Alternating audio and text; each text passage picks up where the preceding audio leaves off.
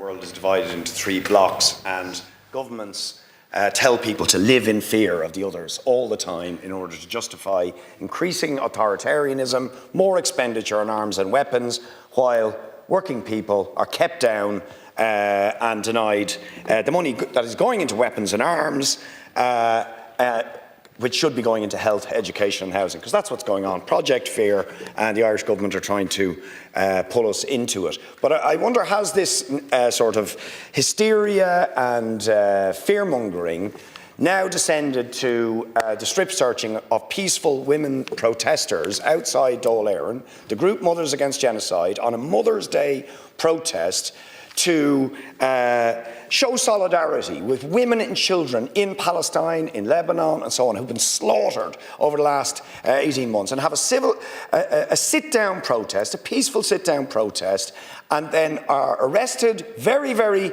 violently in some cases including Palestinian and Lebanese people who have actually suffered the horrors of the last 18 months, and some then are strip searched. I mean, to read you one description, I was stripped completely naked and was asked to remove my underwear.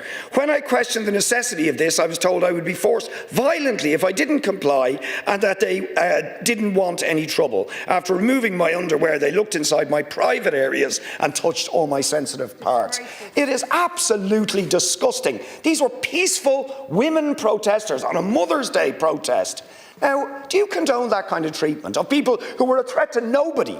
They're certainly not a threat. You know, it's absolutely outrageous behaviour. Do you condemn that? And is that where we're heading? Is that the sort of society, Taoiseach, we're heading? And they were protesting about our continued complicity with the genocide because of US troops in Shannon, Israeli war bonds being sold, and the failure to impose sanctions on Israel. I'll just make a fundamental point that the establishment of this National Security Council is about creating a proper structure, to ensure democratic accountability in terms of national security matters, proper coordination between all government departments and between An Garda Síochána, the Defence Forces.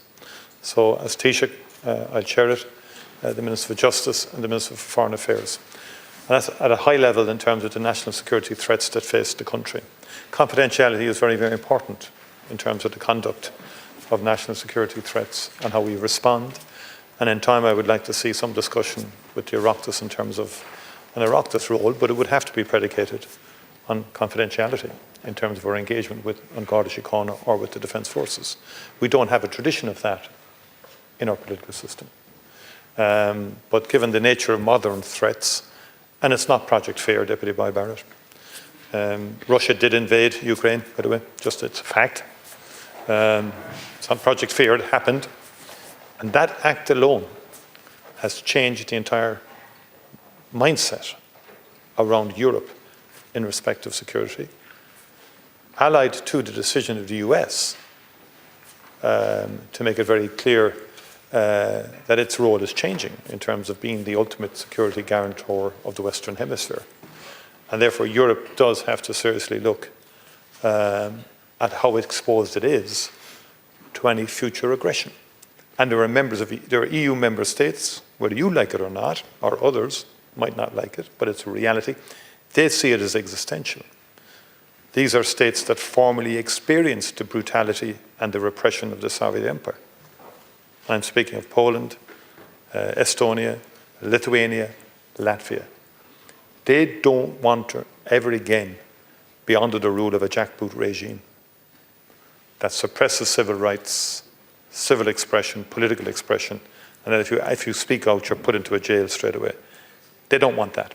So it's not Project Fear. It's a bit too simplistic in terms of what's going on.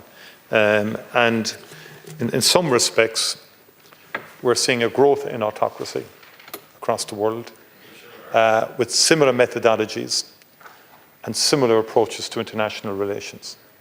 So we do actually have to protect both our own democratic structures, as Deputy O'Sullivan has said, and the Electoral Commission is working on that. We also have to protect, as Deputy Moynihan said, our economic infrastructure and our energy infrastructure. Because modern methods of disruption, warfare doesn't have to be waged conventionally. They can be done through cyber, to devastating effects, as we found out during the attack on the health service during COVID 19, and it was devastating. On the maritime front, which has been raised, I think, by Deputy Byrne as well, Malcolm Byrne raised a number of issues. The subsea cables, the energy interconnectors are very important. The decision of a national gas reserve is a security decision. It's an energy security decision, whereby if anything happened, or interconnectors, we do need backup to keep the Irish economy going and to keep the lights on, basically, in households and in industry. And it's an expensive thing to have to do, but we have to do it. I believe it would be irresponsible to take a chance in respect of that. In terms of Mothers Against Genocide protest, there's absolutely no issue with protest, none whatsoever. My understanding is, and I'm informed of following engagement with a number of protesters who were blocking the entrance to Dáil Éireann. I think we all saw that. Why does that have to happen? You can protest on the left-hand side, you can protest on the right-hand side, you can protest across the road. You don't have to protest at all, because we had a previous protest in the previous time, a year or two ago, which were quite violent. I'm not saying Mothers Against Genocide were being that, they're not. But everybody in this House railed against the Gardaí for not having operational procedures to keep access and egress from Leinster House available. I mean, sorry, through the chair, I haven't interrupted, I just want to make a bit, but you don't have to block the gates of Leinster House, fine. No, what happened then was the Gardaí gave a direction under the Public Order Act, okay? That's what the Gardaí formally did. No physical engagement, just gave a direction. These individuals, it says here, were given a period of time to adhere. They were given time to adhere to the direction. The direction was not complied with, and a number of people were arrested then for offences contrary to Criminal Justice Public Order Act. 11 people were arrested under Section 8 of the Public Order Act, and all 11 have received adult cautions. And additionally, 3 people were also arrested for alleged offences under Section 6, threatening, abusive or insulting behaviour in a public place, 9 wilful obstruction, and 19 assault of obstruction of peace officer. Now, I will follow up with the Minister of Justice in terms of the assertions and the allegations that have been made today in the House. I don't have any background to that, but I will follow it up because I would not understand the necessity for any strip searching or whatever. But I will follow that up. But I will again make the point. The deputies used a phrase again, which they use with abandon, where they accuse people of complicity in genocide. Now, that is a horrible, it's a great old slogan, but actually it's a horrible assertion, through the chair. Well, I just want to make a point that that is a horrible assertion. It's a demonstrably false assertion. And again, misreading, absolutely wrong. And it shouldn't be made. Because deputies complain from time to time about assertions made about them and others. That is a very fundamentally wrong. And it speaks to a kind of philosophy that's really in a mindset.